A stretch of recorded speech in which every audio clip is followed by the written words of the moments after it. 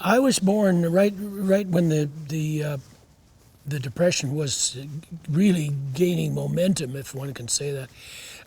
But I don't remember. We never went hungry. We had very little money, and I remember everybody.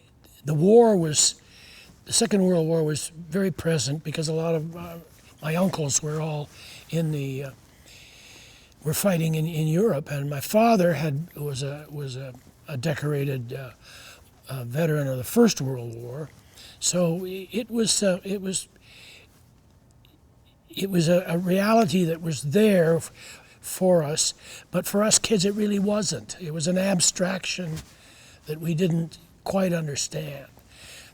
I can remember asking I remember asking my mother whether the 6 o'clock news, when the war was coming to an end, whether the 6 o'clock news would go off, because I hated listening to it at supper every night because we weren't allowed to talk while the 6 o'clock news was on. And she said, well, I don't know if it'll be, of course, we didn't realize the news media, what was to come. So it was an abstraction, but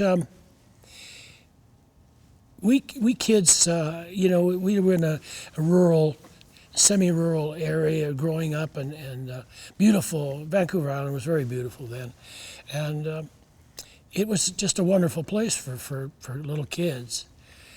Not so wonderful when they became teenagers, because being on an island, the claustrophobia to a teenager sets in. You want that. You want that James Dean hot rod car that will be your escape. But on an island, you can't do that. So it was pretty unique, and there were hard times. I think the hard times were probably more visible in Vancouver at the end of track, end of the railway track. In Vancouver Island, the people had been there a long time, and like I say in my book, which I just completed and comes out next month, my biography, that there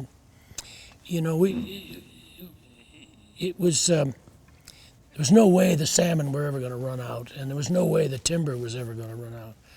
The resources it would go on forever. That's how wrong we were.